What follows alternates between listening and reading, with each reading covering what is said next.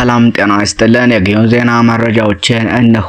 ትግሉ የአጭር ጊዜ ግርግር መስሎት የተቀላቀለው ከማናንሽ በሚል ፉክክር ራሱን አመራር አድርጎ የቆየው በሌሎች ኃይሎች ግፊት ሜዳውን ያጣበበው እና አስቀድሞ ማስተላለፉ ከጠላት ብዙም ያራቀው ቡድንና ግለሰብ እዚህም እዚያም እየተንሸራተተ ነው። ያንዳንዶች አሳዛኝ ነው። እንዲህ እየተዋወቅን ጉልበታችንን በውስጥ ጉዳይ እንዲባክን ባያደርጉ መልካም ነበር ሲል አርበኛ አስረስ ማረ ይገልጻል። ይቀጥልና ለኬትላንድ 3 ዓመት ግንቦት 8 2014 ዓ.ም የብልጽግና ገዳይ ቡድን ቤቴን የወረረበት ዕለት መሆኑን አንድ ወንድም ያስታወሰኝ። ከዛለት ጀምሮ የጫካ ህይወትን ጀመርኩት። መውደቅ፣ መነሳት፣ መውጣት፣ መውረድ፣ ምሬት፣ ደስታ ሁሉም የትግሉ ገጽታዎች ናቸው። የተያዘው ትግል እንደመሆኑ መጠን በየጊዜው ስሜትን የሚፈታተኑ የሰውነት ባህሪ የማይቋቋማቸው ዘለፋዎች እንዲሁም የሚገርሙ አድናቆቶችን ማስተናገድ የአብዛኞቻችን አመራሮች ዕጣ ፈንታ ነው። ሁሉም መልክ የሚይዘው በጠራ የትግል መስመራችን ላይ በተመሰረተው ድላችን ላይ ነው።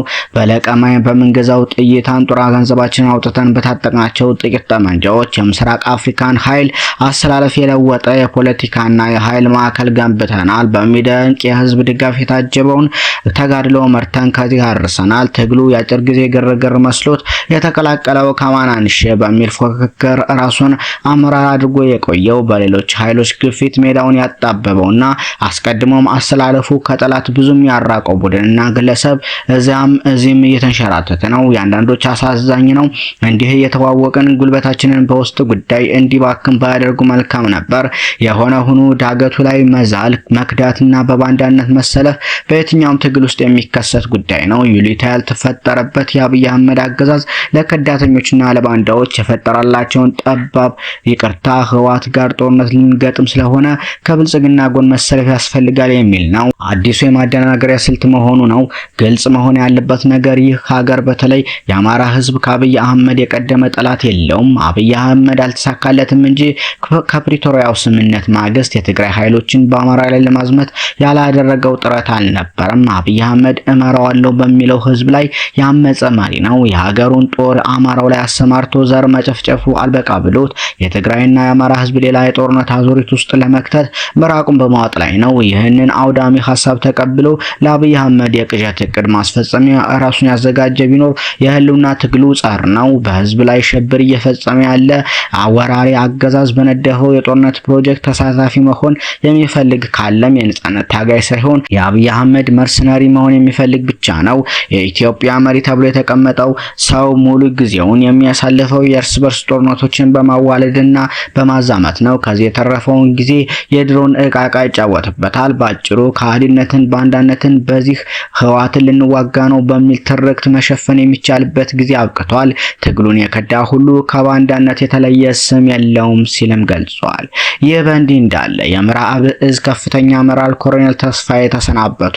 የባህር ዳር ብርጌድ አንድ አካል የሆነው በላይ ዘለቀ ሻለቃ በባህር ዳር ዙሪያ ወረዳ ጣና ሮቢት ቀበሌ ላይ ከ2 ዓመት በፊት ተጀምሮ ተቋርጦ የነበረውን የመከላከያ ሰራዊት ባህር ኃይል ቢሮ ግንባታ እንደገና ለማስጀመር በሚል እንቅስቃሴ ያደርጉ የነበሩ በህዝብ ንብረት የግል ህይወታቸውን የሚያሳልጡ ከሃዲ የስርዓቱ ተላላኪ ሌባ የጦር መኮንኖች የግንባታ ፌሮን ለመሸጥ በዲሽቃ በዙ 23 እና በኮማንዶ ታጅበው እየተንቀሳቀሱ ያለ እንቅስቃሴያቸውን ሲከታተል የነበረው የባህር ዳር ብርጌድ በላይ ዘለቀ ሻለቃ ናብስት ኃይል ከዘንዘልማ ጣና ሮቢት ደፈጣ በመጣል ግንቦት 9 2017 ዓ.ም ከቀኑ 7 ሰዓት የምዕራብ እዝ ከፍተኛ አመራር የሆነውን ኮሎኔል ተስፋዬን እስከ መጨረሻው የሸኘው ሲሆን የባህር ኃይል ቢሮ ግንባታ ስራ አስኪያጅ የነበረው መሰረት የተባለ ግለሰብና በርካታ ቀይ ቦኔት ለባሽ ከናጃቢዎቻቸው ጋር ከባድ ቁስለኛ ማድረግ ተችሏል ሲል የአማራ ፋኖ ብሔራዊ ኃይል አንደኛ ክፍለ ጦር ባህር ዳር ብርጌድ ህዝብ ግንኙነት ኃላፊ ሀብታሙ የሱፍ ገልጿል።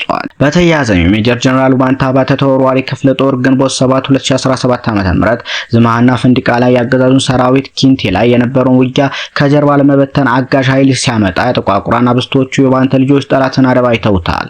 አገዛዙ ወይዘሪት ጸዳለች አበቤ ለመውሰድ በሄሊኮፕተር ለመውሰድ ሲሞክርም ዘር ውባንቶች በዲሽቃ ለማውረድ ሞክረዋል። በግንቦት 9 2017 ዓ.ም የሜጀር ጀነራል ውባንታ አባተ ተወርዋሪ ክፍለ ጦር ከስቴ የወጣውን አራዊት ሰራዊት ከገላውዲዮስ የጀመረ ሞሻ፣ ውባንት ተራራ፣ ጉማራና ልጫን በብርሃን ፍጥነት አስለቅቆ ድራሽ አባታቸው እንዲጠፋ አድርጓል። የውባንታ አባተ ልጆች የአሸናፊነት ስነ ልቦናን የተላበሱ ፋኖነትን ከአባታቸው ውባንታ አባተ የወረሱ ነፍጠኝነት መለያቸው የሆኑ ፖለቲከኛም ሆነ የትኛውም ቁማርተኛ ኃይል ጭምብሉ የሚገለጥበትና በጥቅሉ ቅዱስን የፋኖ ትግል በውል የተረዱ ናቸው። አንዱ ለሆዱ ሌላው ለነጻነቱ ያደረበት እውነታ እየተገለጸ ነው። አማራነትን በደማቸው እየጻፉ ያሉት አማሮች ለወንጀለኞች፣ ለጎጠኞች፣ ለቁማርተኞች፣ ፖለቲከኞች፣ ለፋሽስት ናዚዝሙ አገዛዝና በአጠቃላይ ባርነትን እምቢ ያለ የብርጋዴር ጀነራል አሳምነው ጽጌና አርበኛ አስቻለው ደሴ ትውልድና የሜጀር ጀነራል ውባንታ አባተ ልጆች መነሻቸውና መረሻቸውን ያወቁ አስራታውያን ናቸው ሲልም ፋኖ ሀቅ አለው ገልጿል። በተያያዘም ግንቦት 9 2017 ዓ.ም አመሻሽ ላይ ከ7ኛ ሐዲስ ዓለማየሁ ክፍለ ጦር 14 የጠላት ኃይል አብራጅት ብርጌድን ከነ ሙሉ ትጥቃቸው ተቀላቅለዋል። በተከታታይ ቀናት በተደረገ ወደ ውጊያ ጀግናው ሐዲስ ዓለማየሁ ክፍለ ጦር በጠላት ላይ ከባድ ሰብአዊና ቁሳዊ ኪሳራ አድርሷል። በዚህ የተደናገጠው የጠላት ኃይል ተሰልፎ እየመጣ ነው። በሁሉም ክፍለ ጦሮቻችን በከበባ መደምሰስ ተችሏል። ስቦ ማስከዳትና ማሰልጠን ተጠናክሮ ቀጥሏል። በተያያዘም የሐዲስ ዓለማየሁ 7ኛ ክፍለ ጦር የቦቅላ መገንጠያ ላይ ባደረገው ውጊያ ከ12 ሰዓት ተኩል እስከ 3 ሰዓት የቆየ ውጊያ ሲያካሄድ በውጊያውም የተሳተፉ ብርጌዶች የቦቅላ አባይ ብርጌድ እና ተርላጓሉ ብርጌዶች ናቸው።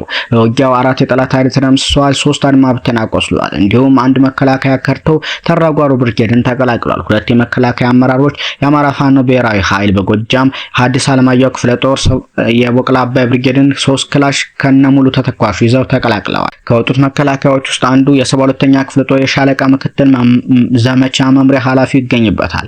አንድነቱን ተከትሎ የብልጽግናው ሰራዊት እየፈረሰ መሆኑም ይሄው አንዱ ማሳያ ነው። አንድነት ኃይል ነው ሲል ፋኖ እንደ ሰው ታምሩ ገልጿል።